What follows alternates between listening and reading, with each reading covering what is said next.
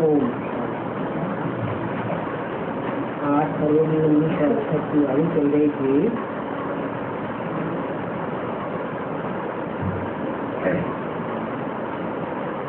आज 2 दूसरे पेज के आज में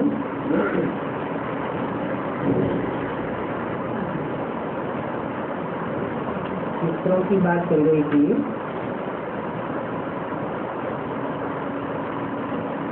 त्रिमूर्ति शिव भगवान से संगम पर गीता सुनने से सदगति होती है।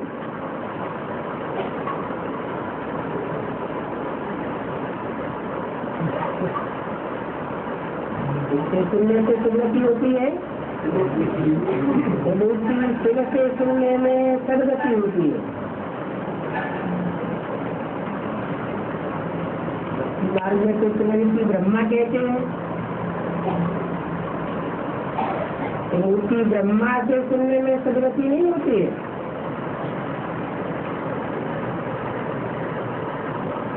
ब्रह्मा के तो 4 मुख दिखाए जाते हैं। वास्तव में ब्रह्मा की त्रिमूर्ति होती नहीं, शिव की त्रिमूर्ति होती है। और त्रिमूर्ति शिव को ही भगवान कहा जाता है। त्रिमूर्ति शिव भगवान से संगम पर गीता सुनने से प्रगति होती है। कृष्ण ने तो गीता सुनाई ही नहीं है। कृष्ण कहो, ब्रह्मा कहो, गीता सुनाने वाला वो नहीं है। ऐसे ऐसे पॉइंट पर जब कोई विचार सागर मंथन करे तब ही लिख सके। किसके मुख से डायरेक्ट सुनने से सदगति होती है और किनके मुख से सुनने से दुर्गति होती है। एक के मुख से सुनने से सदगति और अनेक मनुष्य गुरुओं के सुनने से दुर्गति होती है। वास्तव में मनुष्य की सदगति कदाचित नहीं कर सकते हैं।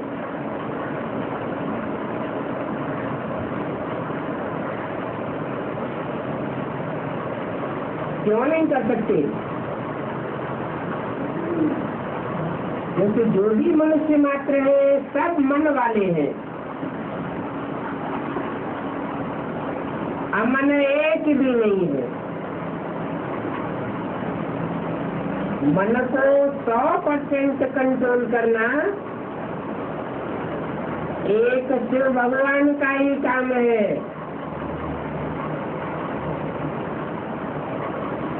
क्योंकि एक ही त्रिमूर्ति परम पिता परमात्मा शिव है।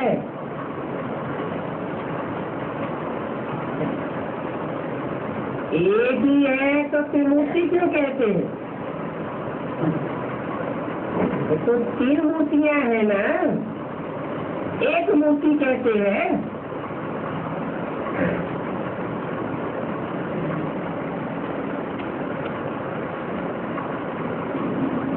एक ही है जो कि टीचर भी है, गुरु भी है और बाप भी है।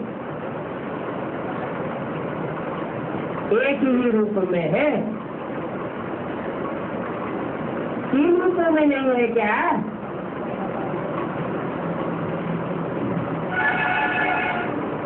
वास्तव में तीनों ही रूपों से एक रूप में समाये हुए हैं। आदेश पुरुषोत्तम संगम में पर सर्व सदगति कर रहे हैं।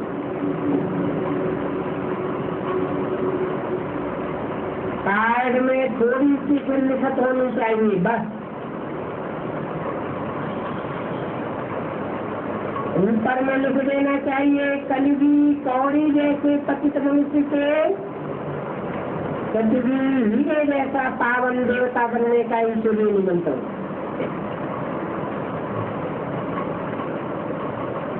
ऐसे ऐसे लिखने से मनुष्य खुशी से आगे आगे समझने के लिए।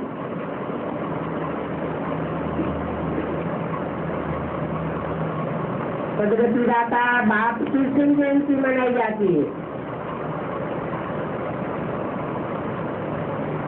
एकदम क्लियर अक्षर हो और तंत्र में हो।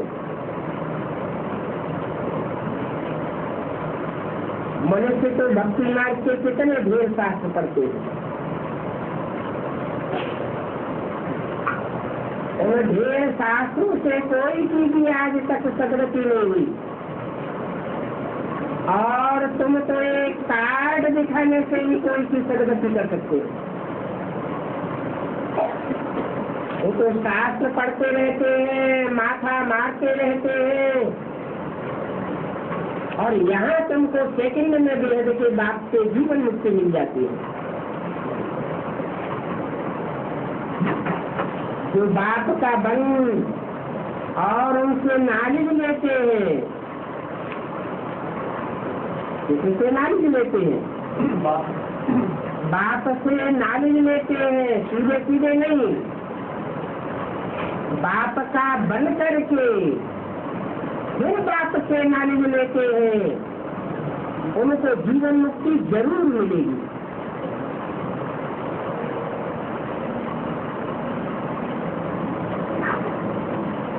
मुक्ति में जाकर के फिर जीवन मुक्ति मिलेगी। फिर समय आएगा, जैसा जैसा पुरुषार्थ किया होगा ऐसे ऐसे जीवन मुक्ति में जाएंगे। जीवन मुक्ति तो सबको जरूर मिलती है। कोई तो एक जन्म की मिलती है और कोई को 21 जन्म की मिलती है।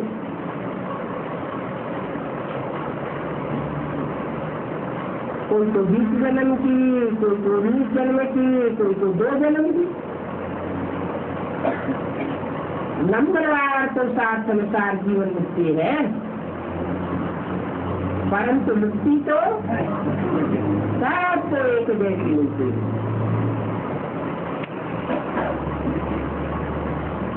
शुरू में आए, बाकी साड़ी में आ गए तो भी सभी को जीवन मुक्ति जरूर मिलती है। सचिव आज में आ गए, कलयुग अंत में आ गए, फिर भी मुक्ति सबको जरूर मिलती है। लेकिन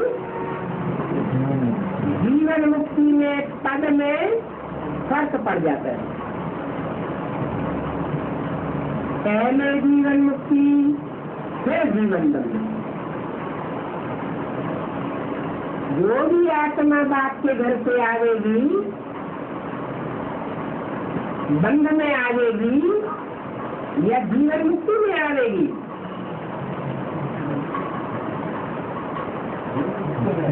पहले जन्म में हर एक आत्मा को जीवन मुक्ति जरूर मिलेगी।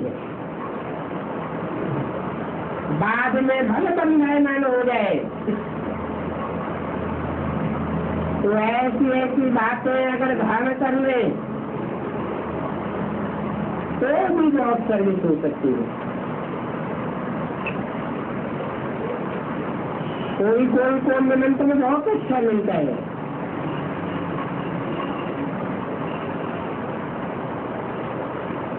बच्चियां लिखती है हमको बहुत अच्छा रिफ्रेश करके गई हो,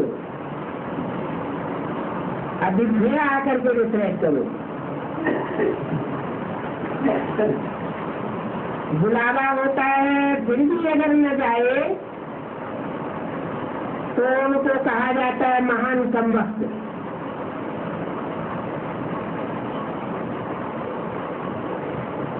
ईश्वरीय सेवा के लिए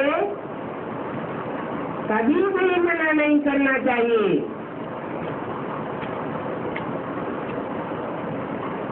सर्विस तो करनी चाहिए ना। सर्विस नहीं करते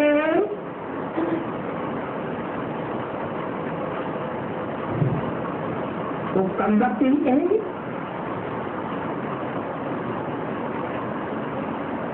ऊंच दर्जा पाना है तो कुछ समझ धारण करनी चाहिए। एकदम बेसमझ नहीं बनना है। जो एकदम बेसमझ फर्र बुद्धि होते हैं वो ईश्वरीय सेवा के लिए मना करते हैं।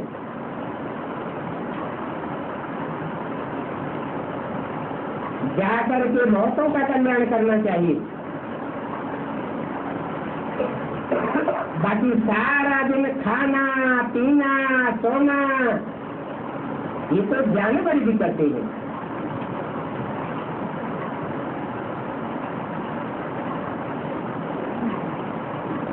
मनुष्य जन्म लेने से क्या फायदा हुआ? और जन्म तो मनुष्य के ही मिलते हैं,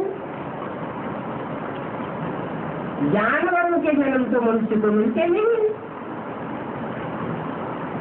फिर भी कहा जाता है जानवर बुद्धि, पत्थर बुद्धि। इस समय बाप आकर के जानवर को देवता बनाते हैं।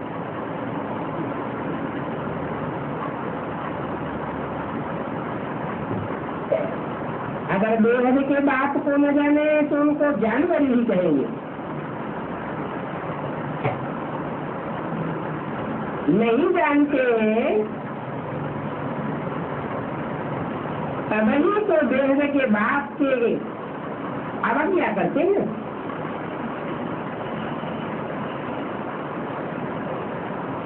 ईश्वरीय सेवा के लिए कब इनकार नहीं करना चाहिए।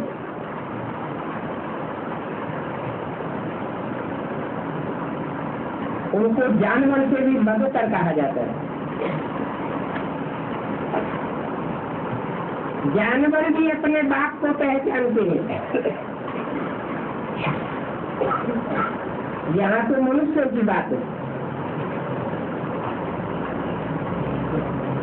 जरूर कहेंगे इन्होंने बेहद के बाप को नहीं पहचाना।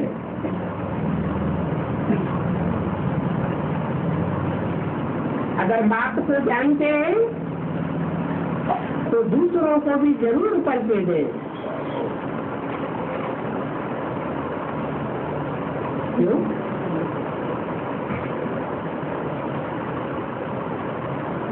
बेहद का बाप है, बेहद की मनुष्य शक्ति का बाप, और बेहद की जो भी आत्माएं है सब का बाप है। आत्मा मात्र का बाप है, परंतु उसको अपना शरीर नहीं है।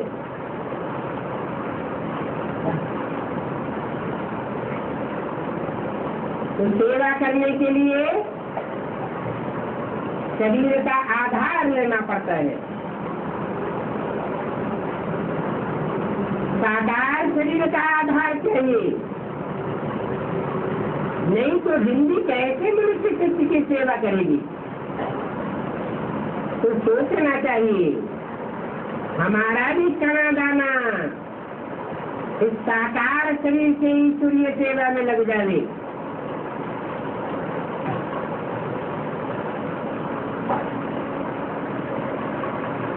अगर किसी को परिचय नहीं देते हैं तो जैसे ज्ञान ही नहीं है, जैसे जानवर में चल समझानी तो बहुत दी जाती है, परंतु तकदीर में नहीं है। अगर कल्याणकारी बाप के बच्चे हैं तो कल्याण करना चाहिए ना। जैसा बाप का खून होगा वो खून बच्चे में देखने में आएगा ना, कि नहीं देखने में आएगा। यहाँ तो बात है सूक्ष्म, गर्भ से जन्म नहीं लेता है, परंतु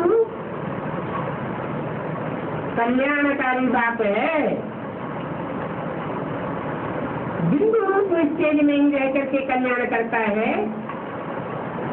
यह शरीर का आधार लेकर कल्याण करता है, आधार लेकर कल्याण करता है। तो ईश्वरीय सेवा में सहयोग करना चाहिए ना। नहीं तो बाप भी कहेंगे, ये तो कहने मात्र कहते हैं कि हम शिव बाबा के बच्चे हैं।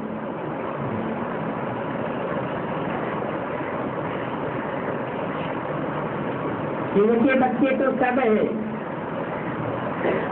बिंदु बिंदु आत्माओं के बच्चे, कीड़े मकोड़े पशु पक्षी सब है। कीटाणु मात्र में भी आत्मा होती है, परंतु वो सर्विस करते हैं क्या? ईश्वरीय सेवा कर सकते हैं क्या? मनुष्य ही ईश्वरीय सेवा कर सकता है, मनुष्य ही औरों का कल्याण कर सकता है। मनुष्य होकर भी ईश्वरीय सेवा के लिए ना कर दे, उनको शिव बाबा का बच्चा कहेंगे क्या? कल्याण तो करते ही नहीं। शिव माना क्या? कल्याणकारी। तो कीड़े मकोड़ों को शिव के बच्चे कहेंगे क्या? आत्मा तो वो है, परंतु क्या करते हैं? कीड़े मकोड़े पशु पक्षी क्या करते हैं? खाना और सोना, और तो कुछ नहीं करते। और मनुष्य होकर भी अगर ईश्वरीय सेवा न करे, खाता रहे सोता रहे, तो उसको क्या करेंगे? जानवरों से भी बदतर है, कोई क्या कल्याण नहीं कर सकते। साहूकार हो गरीब हो, कल्याण तो सबका करना है। क्या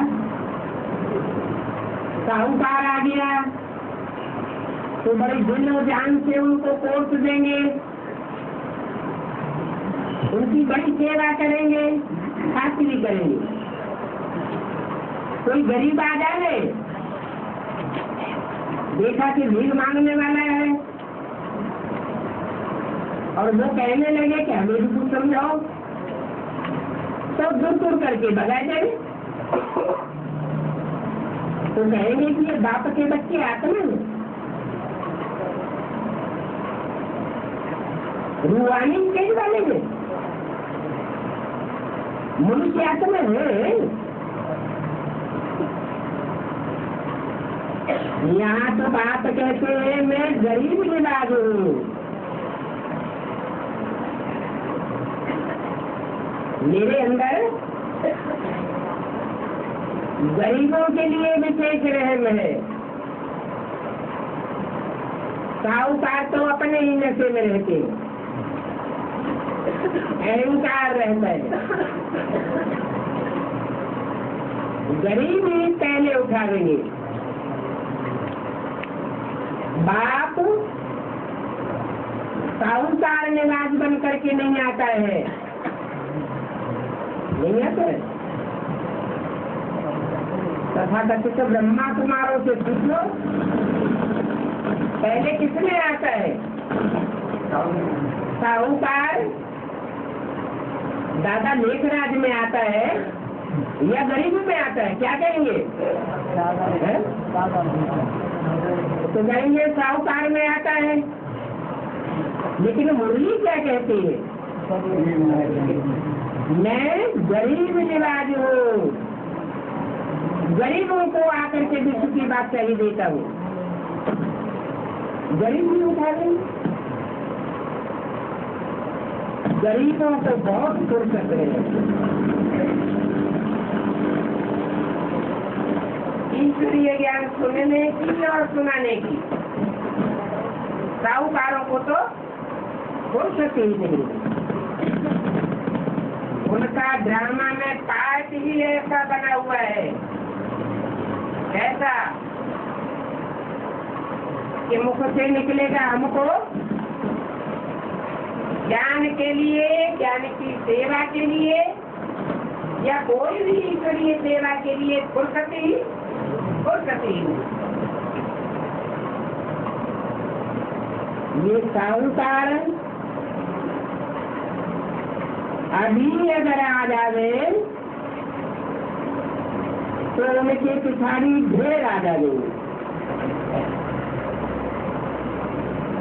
देखेंगे ये भी कहते हैं गीता का भगवान निराकार शिव है।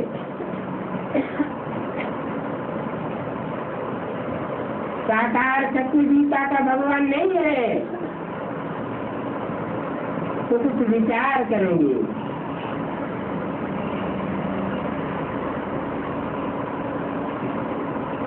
ये तो भगवान ही सदगति जाता है।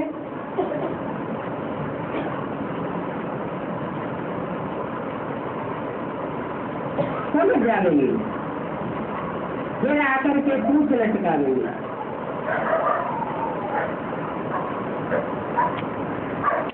अभी हुई अगर महिमा निकल जाए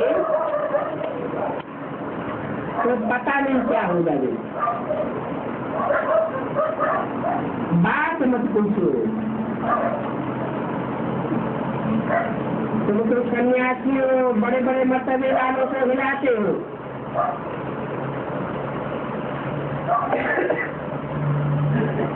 क्योंकि तुम्हारा है ईश्वरीय मतभा।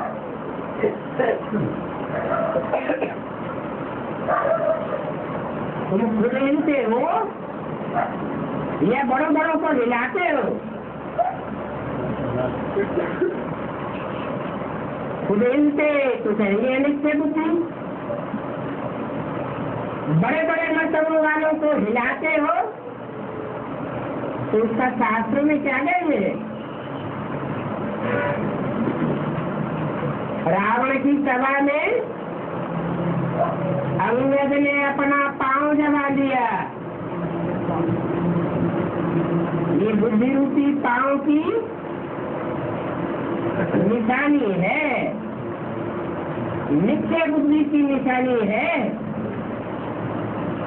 दुनिया डोल जाए और दुनिया तुमको हिलावे, लेकिन तुम अपने बुद्धि रूपी पांव से डगमगाए नहीं सकते हो,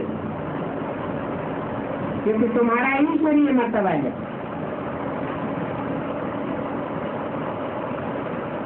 उनके आखिरी मर्तबे है,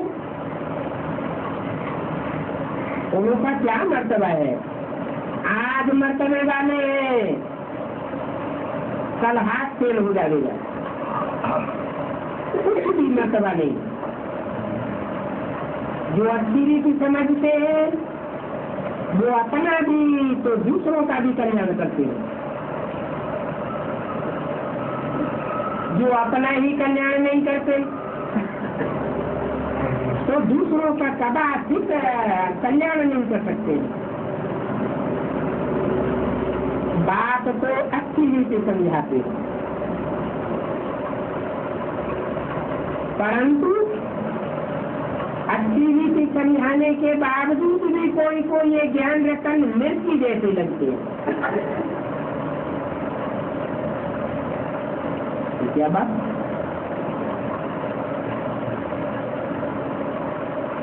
है? वही बात रावण को घाव कर देते हैं और राम के बुद्धि सर्कस में भरे रहते हैं। एक बाण भरा रहता है कि अनेक भरे रहते हैं? अनेक बाण भरे रहते हैं। कोई के लिए सुखदायी और कोई के लिए दुखदायी बन जाते हैं।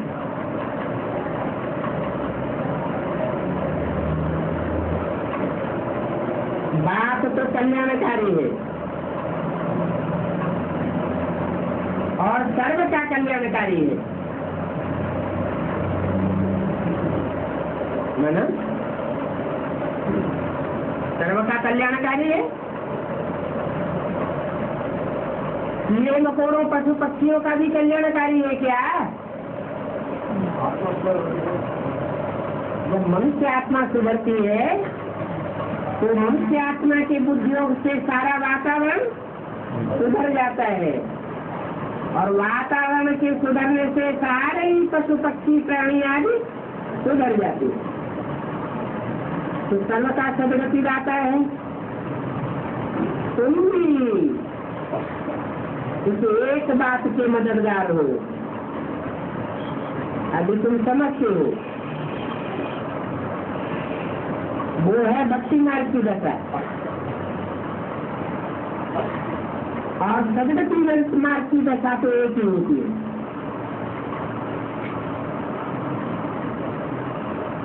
वो महारथ ही कहेंगे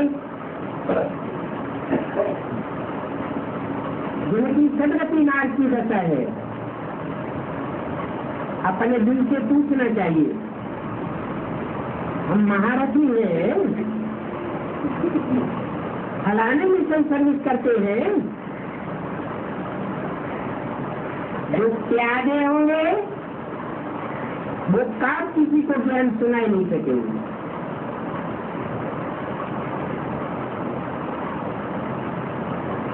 कोई का कल्याण कर नहीं सकेंगे।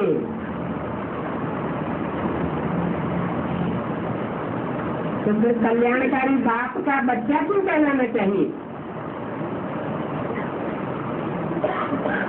बाप तो पुरुषार्थ करावेंगे ना,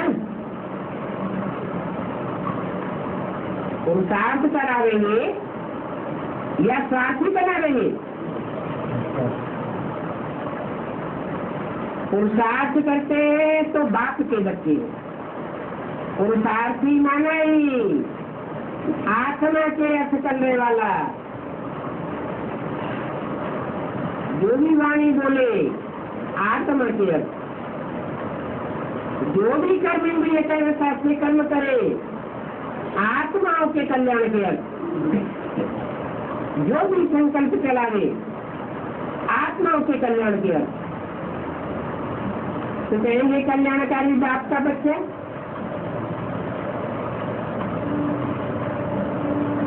बाप अपने बच्चों को ठंडा थोड़े ही छोड़ेंगे। अगर उनको ठंडा छोड़ दें तो और भी डिस्टर्ब करेंगे।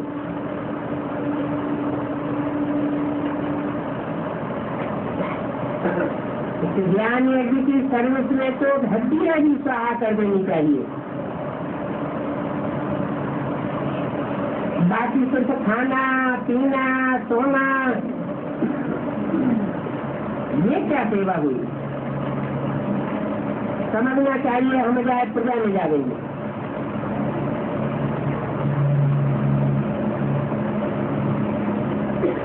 राजाई में तो आने की बात नहीं दिखाई पड़ती, या तो दासी बनेंगे।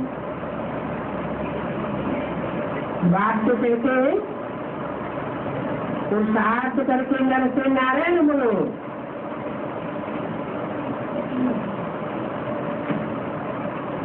सपूत बच्चों को देख करके बाप भी खुश होंगे। 8 फरवरी 1968 की वाणी का तीसरा पेज।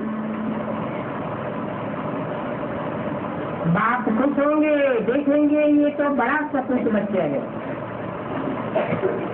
लौकिक बात भी देखते हैं, ये तो बड़ा मर्तबा पाने लायक है। तो बाप को देख करके खुशी होगी ना। पारलौकिक बात भी ऐसे ही करते हैं। बाप बच्चों को अगर न सुधारे तो लोग कहेंगे तुम्हारा तो कोई धन जोड़ी नहीं है। वेद का बाप कहते हैं हम तुमको विश्व का मालिक बनाने आया हूँ, अभी तुम और को भी बनाओ। बाकी सिर्फ पेट की पूजा करने से फायदा क्या होगा?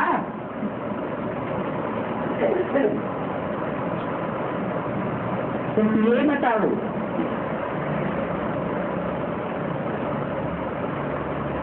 ये बात बता देंगे तो बुद्धि चलेगी।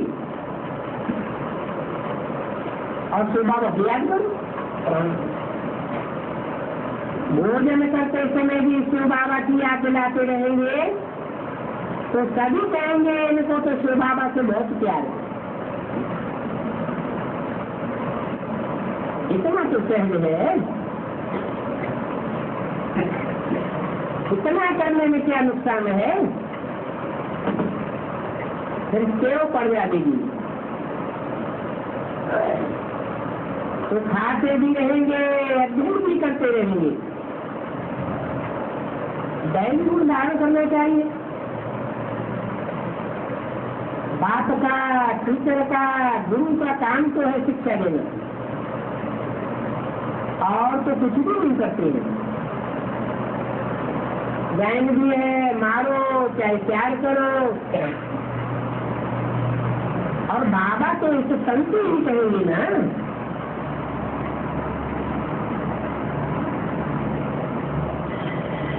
वो तो गुप्त है,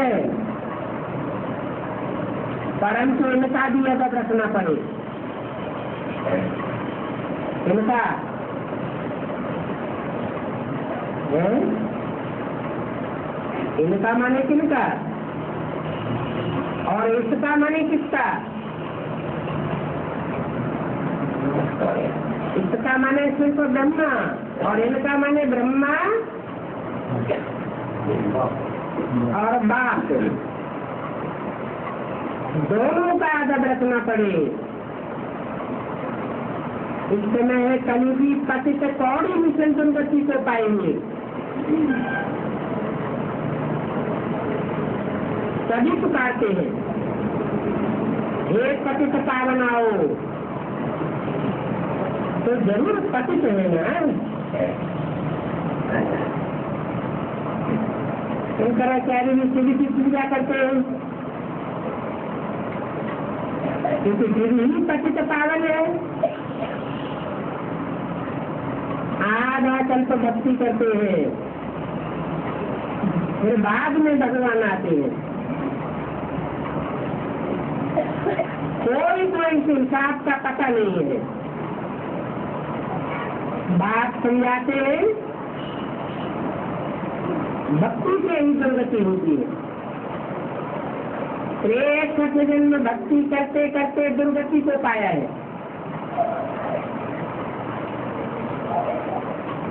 भक्ति एक से आती है या अनेकों से आती है?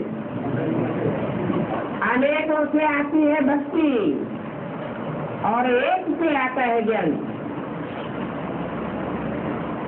तो अनेकों से हुई दुर्गति, और एक से होती है सदगति।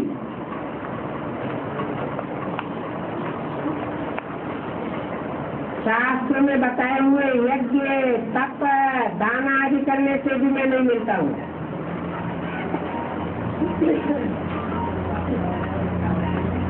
यज्ञ करते रहे, कौन सी यज्ञ किए? मैटेरियल यज्ञ किए या ज्ञान यज्ञ किया? ज्ञान का तो कोई तो पता ही नहीं है। जो शास्त्रों में पढ़ा है, सुना है, वो सुनाते हैं। और शास्त्र तो अल्पज्ञ मनुष्यों के द्वारा लिखे हुए। जो मनुष्यों ने शास्त्र लिखे, उनसे सदगति कैसे हो सकती है? सदगति तो गीता का भगवान ही करेगा या मनुष्य करेंगे?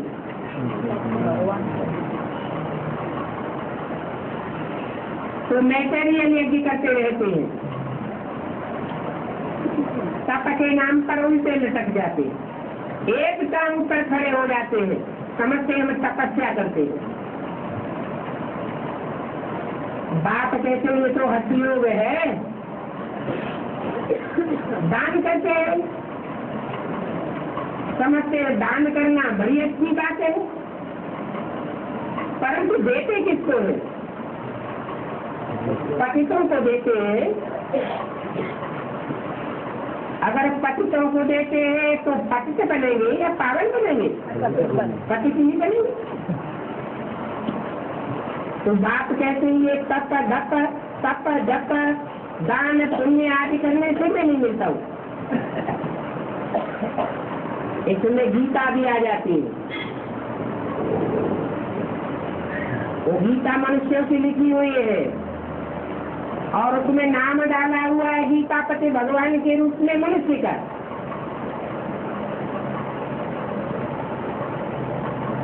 कृष्ण का नाम डाल दिया। कृष्ण तो 16 कला संपूर्ण देवता है, भगवान तो नहीं है। और कृष्ण को भी बनाने वाला कोई देवता है या भगवान है? भगवान कृष्ण को बनाता है। तो सतयुग में जन्म देने वाला रचयिता बाप भगवान तो नहीं होगा, बल टाइटलधारी होगा। क्या भगवान भगवती का टाइटल मिलता है लक्ष्मी नारायण को, लेकिन भगवान नहीं है। भगवान तो आते हैं तो आप समान बना करके जाते हैं। तो इन शास्त्रों से पढ़ने से कोई सी सदगति नहीं हो सकती। सदगति तो सत्य बात से होगी या झूठी बातों से होगी। सत्य से ही सतयुग की स्थापना होती है। झूठे शास्त्र सुनने से झूठ खंड की स्थापना हो जाती है। सत्य एक ही सुनाता है और बाकी सब असत्य सुनाते हैं। गीता, वेद, उपनिषद ये सब भक्ति मार्ग के हैं। क्यों? जो गीता मिल रही है वो भी मनुष्य ने लिखी हुई है, मनुष्य नहीं, उसमें साकार कृष्ण का नाम डाला हुआ है। जो वेद लिखे हुए हैं वो भी वेद व्यास के लिखे हुए हैं, सुनाए हुए हैं। भगवान ने तो नहीं सुनाए। उपनिषद आदि वो सब वेदों की व्याख्याएं हैं जो मनुष्यों के द्वारा की गई है। तो ये सब भक्ति मार्ग के शास्त्र है। बाप तो सदगति के लिए बच्चों को सहज राजयोग और ज्ञान सिखलाते हैं, जिससे ज्ञान और योग से तुम राजाई प्राप्त करते हो। भगवान जो प्राप्ति कराते हैं वो प्राप्ति तो दुनिया में कोई नहीं करा सकता। राजाई देने की पढ़ाई किसी ने भी नहीं पढ़ाई।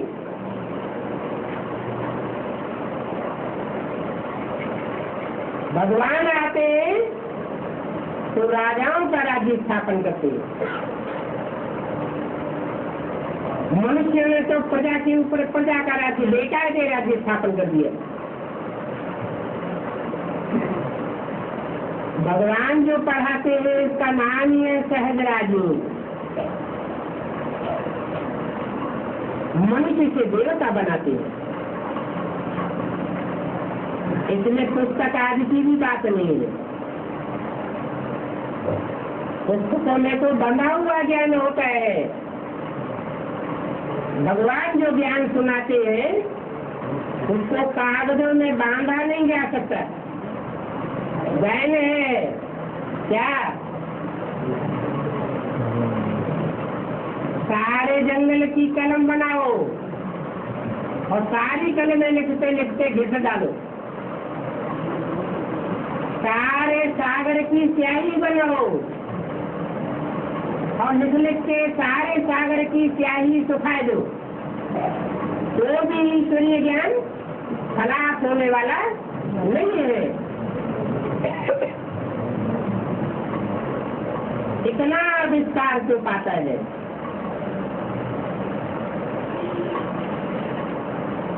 पुस्तकों में ये ज्ञान कैसे बांधा जा सकता? टीचर को स्टडी कराते पद प्राप्त कराने के लिए, तो बच्चों को फॉलो करना चाहिए। सबको बोलो शिव बाबा को याद करो। वो हम सभी आत्माओं का बाप है।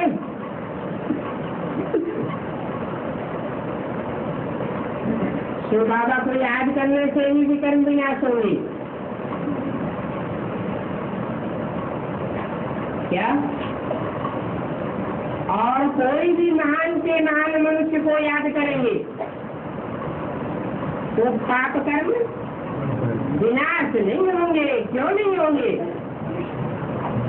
क्योंकि जैसा संग करेंगे वैसा ही बनेंगे।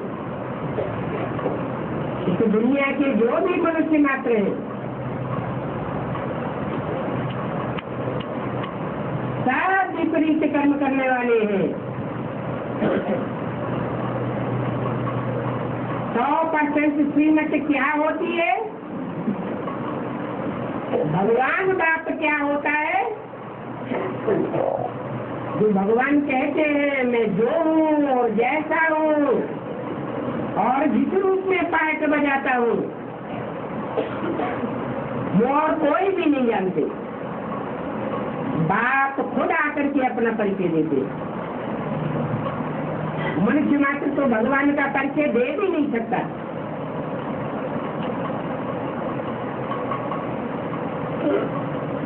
उस एक को याद करने से ही पाप कर्म विनाश होंगे। एक दो को सावधान करके उन्नति को पाना है। इस बात में सावधानी देनी है? अरे किसके परचिंतन में लगे हुए हो? परचिंतन पकड़ की जड़ है। इसकी शिकायत उसकी शिकायत, इससे करना उससे करना, इससे कोई फायदा होने वाला नहीं है। एक बाप आया हुआ है, सबका सदगति दाता आया हुआ है।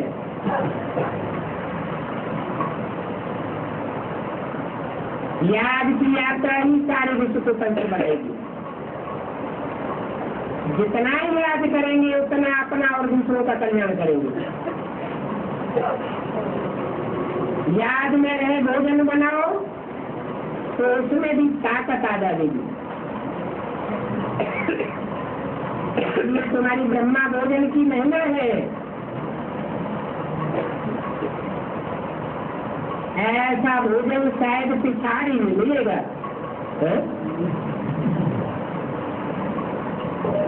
अभी नहीं मिलेगा। अभी क्यों नहीं मिलेगा? पिछाड़ी भी क्यों मिलेगा? है हाँ, अभी भी घड़ी घड़ी निश्चय बुद्धि और घड़ी घड़ी अनिश्चय बुद्धि होने लग पड़ते हैं। अनिश्चय बुद्धि हुए तो किसके ऊपर अनिश्चय बुद्धि हो गई? बाप के ऊपर अनिश्चय बुद्धि हुए तो बाप के रथ के ऊपर भी अनिश्चय आ जाता है। फिर ब्रह्म भोजन कहाँ रहा? जैसे बाबा कहते हैं कि बाबा को याद करके भोजन बनाओ। वो भक्त लोग भोजन बनाते हैं तो भी राम राम कहते रहते हैं।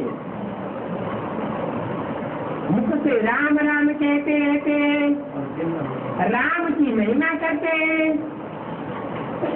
परंतु राम ने आकर क्या किया, कब किया, तो कुछ भी नहीं जानते। राम नाम का दान देते हैं ना। अब नाम का दान देने से क्या होगा? नाम का बनता है। जब कोई ने काम किया हो तो उसका नाम होता है। जरूर राम ने वो काम किया होगा जो दुनिया में और कोई ने नहीं किया है, तो राम नाम का इतना दान देते हैं। तुमको तो बुद्धि नहीं है, घड़ी घड़ी याद रहना चाहिए। क्या कि राम का ऑक्यूपेशन क्या है, राम का धंधा क्या है? बुद्धि में सारा ज्ञान याद रखना चाहिए। बाप के पास सारी रचना के आदि पर्यंत का ज्ञान है ना। ऊंचते ऊंच भगवान ऐसे ऊंचते ऊंच को याद करेंगे तो ऊंच पद पावेंगे। जितना परसेंटेज में से एक ऊंच से ऊंच को याद करेंगे उतना ऊंच से ऊंच पद पावेंगे। और बीच में नीचे से नीचे भी याद आते रहे तो पद में घाटा पड़ेगा ना।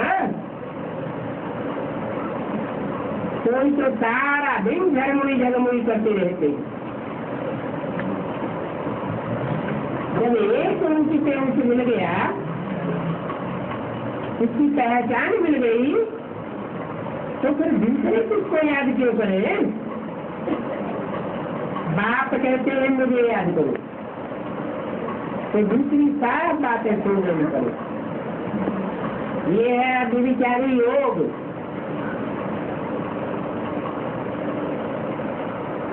और जिससे व्यभिचारी योग लगाना है, जिसकी व्यभिचारी याद करनी है, तो ज्ञान भी कोई दूसरों से सुनेंगे क्या? ज्ञान भी एक से सुनेंगे, व्यभिचारी ज्ञान हो जाएगा। बात में समझाया है। अगर याद नहीं आता है तो गांठ बांध लो। अपनी उन्नति करने के लिए, उच्च पद पाने के लिए पुरुषार्थ जरूर करना है। टीचर तो एक ही है। हमको टीचर बनाने वाला शिव बाबा है। तुम पंडे हो, पंडों का काम है रास्ता बताना। नहीं तो तुम पंडे नहीं हो, मुंडे हो। मुंडे क्या होता है? लूटमार करने वाले होते हैं ना, डकैत। उनको ब्राह्मण भी नहीं कहेंगे। जो लूटमार करते हैं वो शूद्र हैं। उनका काम है नीचे से नीचे। इतना सारा ज्ञान पहले थोड़े तुम्हारे पास में था। ऐसे बहुत कहते हैं आगे तो जैसे पाई पैसे की पढ़ाई थी, तो जरूर होगा। ब्राह्मणानुसार कल्प पहले मिसल पढ़ते रहते, फिर कल्प बाद भी ऐसे ही पढ़ेंगे। जिस रफ्तार से अभी पढ़ते हैं उसी रफ्तार से कल्प के बाद भी पढ़ाई पढ़ी। रोज बाबा समझाते रहते हैं, परंतु अगर बुद्धि में छेद होगा तो सब कुछ पढ़ाई लिखाई समझानी बहती जाएगी। ये क्या होता है?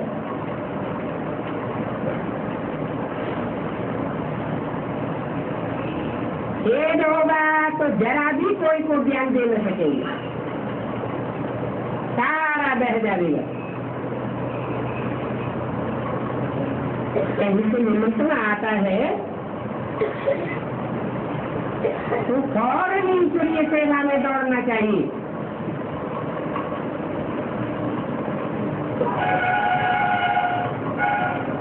सेवा करने के लिए और दान करने के लिए पूछने की तो बात ही नहीं, पूछना भी नहीं चाहिए। परंतु तकदीर में नहीं है तो क्या कर सकते हैं? भिखारी में तुमको साफ साक्षात्कार होगी।